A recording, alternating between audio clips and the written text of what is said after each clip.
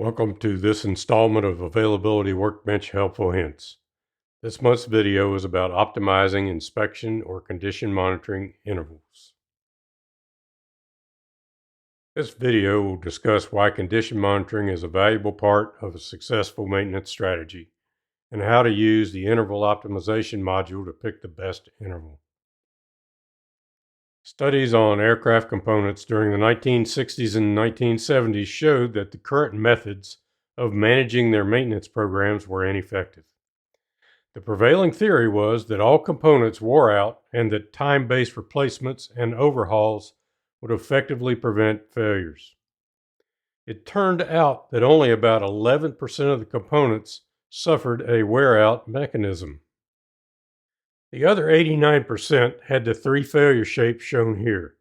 None of these items would benefit from time-based replacement or overhaul.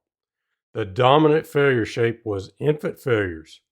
Replacing them on a hard time basis would induce failures into the system.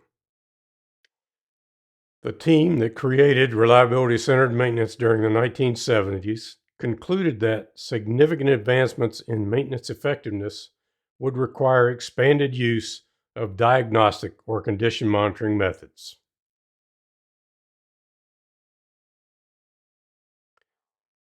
The effectiveness of condition monitoring depends on three factors. It must be possible to detect reduced failure resistance for a specific failure mode. It must be possible to define a potential failure condition that can be detected by a specific task. And third, there must be a reasonably consistent age interval between the time of potential failure and the time of functional failure. This is known as the P to F interval. Whenever an on-condition task is applicable, it is the most desirable task, since it is usually the lowest cost alternative. Condition monitoring programs are only effective if the P to F interval is sufficiently long for planning, scheduling, and performing a corrective maintenance task to remove the potential failure from the system before it reaches functional failure. Effectiveness therefore depends on the planning and scheduling capabilities of the organization. Let's now switch over to how to do this task. We'll look at entering the corrective maintenance, the preventive maintenance that will be disabled so that it can be performed when the condition monitoring task finds the potential failure. We'll enter the condition monitoring information and then run some optimization scenarios. We have set up a small model for this demonstration with one failure mode for a bearing in an electric motor. The bearing has a characteristic life of 43,800 hours and suffers random failures. The system lifetime is set for 20 years and the number of simulations is set to 1,000. There is one effect for system downtime with a cost rate of $50,000 per hour and one safety effect with a severity ranking of 100 per occurrence. Spare electric motors cost $4,000 and the motor is replaced whenever a failure occurs or a potential failure is detected. Let's take a look at the maintenance task. First, we'll look at the corrective maintenance. Remember we said the motor is replaced whenever the failure occurs. The task takes about 4 hours to complete and there's a 2-hour time to ramp down and ramp back up and get into full production for a total downtime of 6 hours. The mechanics or the multi-craft technicians that we're using, and we'll take 2 of those, and they'll be there for about 4 hours for the task duration. And we need the spare motor in order to do the task. A preventive maintenance task has been set up but not enabled, and for that task we're giving a 25% credit on the task duration because of having a planned and scheduled job that typically results in a lot less direct maintenance time. We still need 2 multi-craft technicians at $100 per hour per piece, and we still need the electric motor. Notice also that we have set the ramp time to 0. We're making the assumption that this PM task, when it is done, would be done with many other tasks that are being done in the organization. So the ramp time would only apply to the shut down for the overall PM schedule. Now that we've looked at the preventive maintenance task, let's take a look at the inspection task or condition monitoring task that we want to use. For this task, we've enabled the task at 730 hours. Later, we're going to optimize that task to look at maybe a better interval, and then we'll compare this interval to that one. We said the task duration is about 0.2 hours. There have been a lot of advancements in condition monitoring technology over the last few years, and those advancements have made the analyst a lot more efficient. So it takes less time now than it used to get the data they need. And we're going to use a vibration analyst at a cost of $150 per hour. For the predictive data, there are 4 distributions we could use. You're going to want to use the distribution that makes the most sense in your case for whatever technology or inspection method you're using. In this case, we're going to use a step function just for ease of use. We've set a P2F interval of 2,190 hours with a detection probability of 90% or 0.9. You're going to want to talk with your technicians to find out what are the best numbers to use for the P2F interval and the detection probability.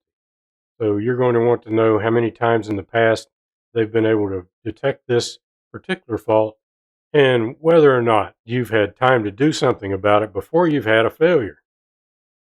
Now let's go see what we can do about creating the best strategy. So we'll go over to the strategy tab. We'll disable the inspection task, and we're going to enable this PM task at a period of 3 years to see what happens if we do planned maintenance for the failure. So with the PM, we get a cost of about 1.24 million or $1,240,000, and you'll notice that the cost benefit ratio is over 1, which means we're actually spending more than we would have spent if we had just allowed this item to run to failure. The run to failure cost for this item, $1.2 million. And the reason for that is because we do have random failures in the equipment, and replacing an item that is having random failures actually can induce failures into the system or cause you to do extra replacements that you don't need to do. The next thing we want to look at is this inspection task that we've done, and we want to look at optimizing the interval for that inspection task. So let's go over here. We'll go up here and get the inspection task shown. Right now it's showing the calculation out of date. First, we want to look at the intervals that we want to use and how many of them we want to use. Now, we're going to use 6 months. We've got a P2F of 3 months, and we're going to look over a 6-month period to see what period makes the most sense and see where the stretching it out too far drives our cost way up.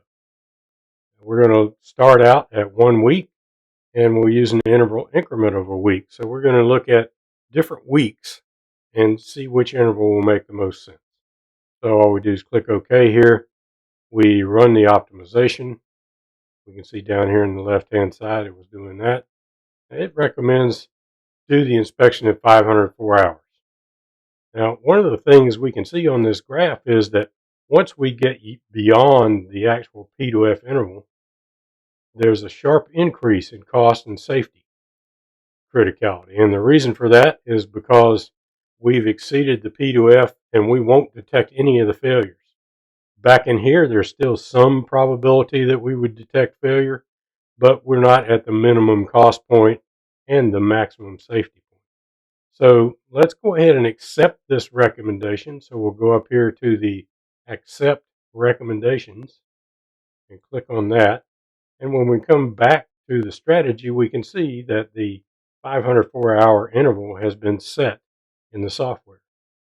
As we look at this, we'll run the model, and we can see that we've got a cost-benefit ratio of around 97%. So between 96 and 97% at an interval of 504 hours. Now that 504 hours is a little bit of an odd period of time because we may want to include this vibration analysis in a monthly route or something like that. So what we can do is go back up here and change this interval to a month, and then run the model again to see what the impact of going those additional hours is. And you can see that there's very little impact on overall cost. We went from 97.8 or 9 to 97.7% cost benefit ratio. So we're still getting huge benefit. You may want to understand what the impact of that would be on the safety benefit. We can see that we still got over 99% safety benefit for this. So we're in pretty good shape here. And that is, in effect, how you would optimize the maintenance strategy for an item you're using an inspection on. Today, we talked about the importance of condition monitoring in a maintenance strategy. And we talked about optimizing condition monitoring intervals using the optimization routine in RCM cost. Thank you for watching our video. Please contact Isograph by visiting their website or calling Brett Peterson at 801-610-0045.